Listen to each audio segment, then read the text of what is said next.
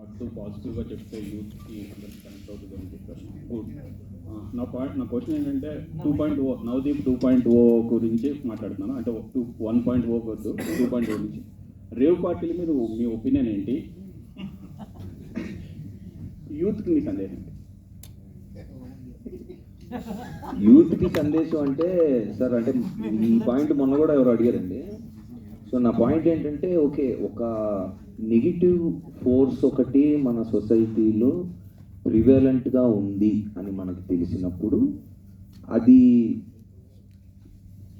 ఒక young people దగ్గరికి, అంటే స్టూడెంట్స్ అనుకోండి, స్కూల్ పిల్లలు, కాలేజ్ పిల్లలు దాకా వెళ్తుంది. మన ఫ్యూచర్ ఆఫ్ ద సొసైటీ వాళ్ళని మనకు తెలుసు కాబట్టి వాళ్ళ దాకా వెళ్తున్నప్పుడు దాన్ని ఆబ్వియస్లీ సిస్టమ్ అంతా అది ఎలా ఆపాలనే పని వాళ్ళు చేస్తారు.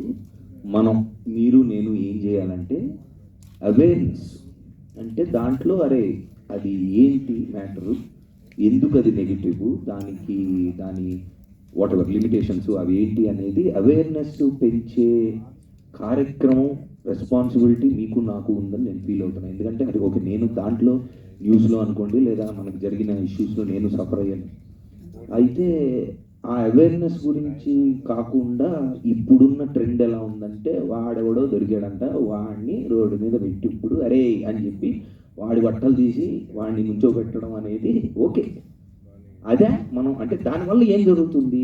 ఏం జరగట్లేదు. మనకేదో టిక్ బైట్లు దొరుకుతున్నాయి, లేదా వాడు ఇదంట అదంట అని అందరం చాడీలాగా చెప్పుకొని కబుర్లు చెప్పుకొని నవ్వేసుకొని బయటికి వెళ్ళిపోతున్నాం తప్ప దాని బియాండ్ ఆలోచిస్తే అవేర్నెస్ గురించి ఎక్కువ మన ప్రోగ్రామ్స్ కానీ అవేర్నెస్ గురించి మాట్లాడితే ఉపయోగం అనేది నాకు.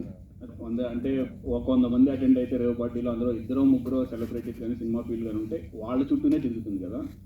సో సెలబ్రిటీస్కి సినిమా ఫీల్డ్లో ఇలాంటి వాటికి దూరంగా ఉండాలంటారా?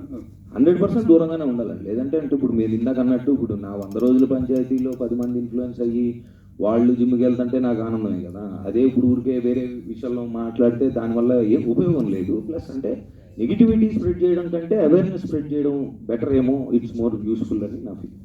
లైక్ వేలో మాకు తెలిసిన ఏంటంటే మీరు 19th డేట్ ఇచ్చారు, అప్పుడు సెన్సార్కి వెళ్ళారు. సెన్సార్ వాళ్ళు మీ సినిమా చూసి వాళ్ళు కూడా చెరుపుంచి వెళ్ళి చూసి వచ్చిన తర్వాత మీకు సర్టిఫికేట్ ఇస్తానన్నారంట.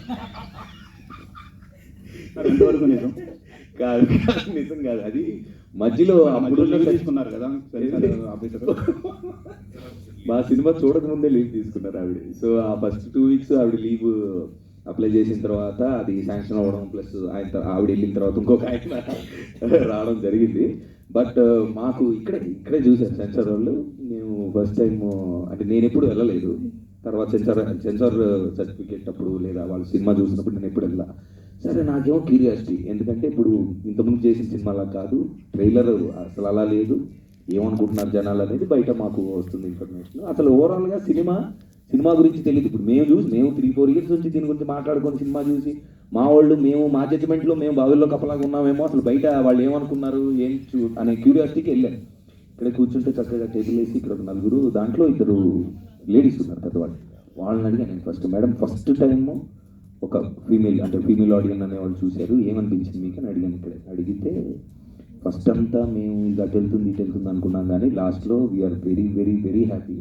అసలు మీరు చెప్పిన పాయింట్ ఇట్స్ కరెక్ట్, అందరూ చూడాలి ఇది.